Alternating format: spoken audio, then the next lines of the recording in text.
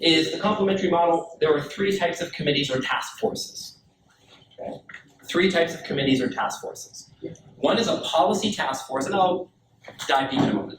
Policy task forces, board statutory committees, and then we have CEO working committees. So policy task forces are there for one purpose and one purpose only. It's to basically look at the feasibility of something, explore an issue. Should we do this? Should we not do that? What's involved in that?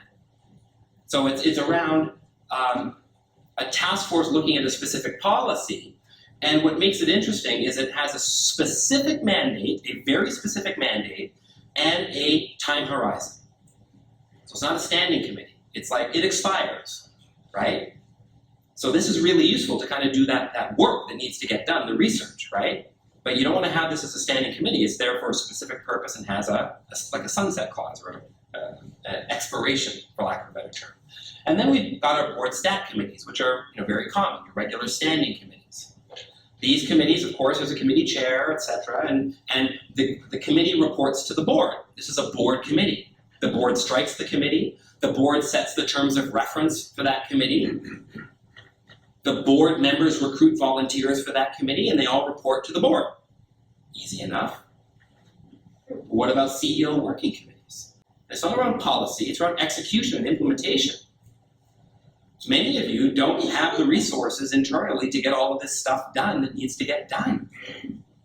So then how do you manage and how do you delegate certain things? Maybe you don't have the internal resources, the staff to do it.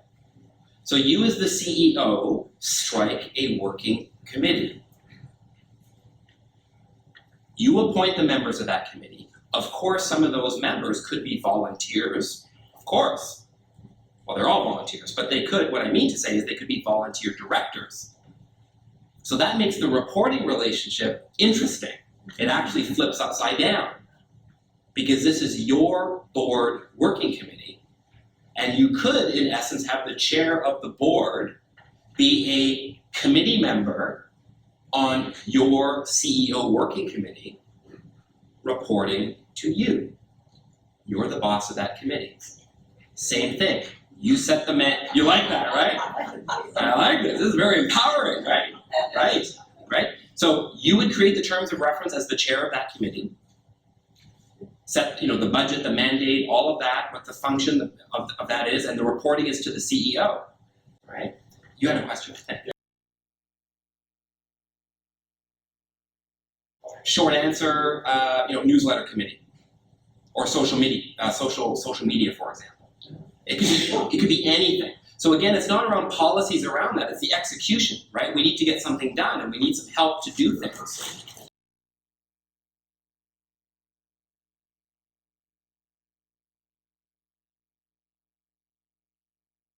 Right? So here we have to be very careful, right? About what does the board need to know and not know? Because that's where you start getting directors kind of coming in and going, hey, why are you, why do you use that font, or why are you using that handle or that platform? You're like, wait a minute, right? You formulated a policy around the use of social media or what have you, communication strategy. Let me execute this strategy because I've got boots on the ground. I know how to do this. You guys should be here around strategy. Leave me to execute and implement and get this done. Now, I might need help to get this done, in which case I'm going to strike a committee, a working committee that reports to me. Do you want to be on it, Chair?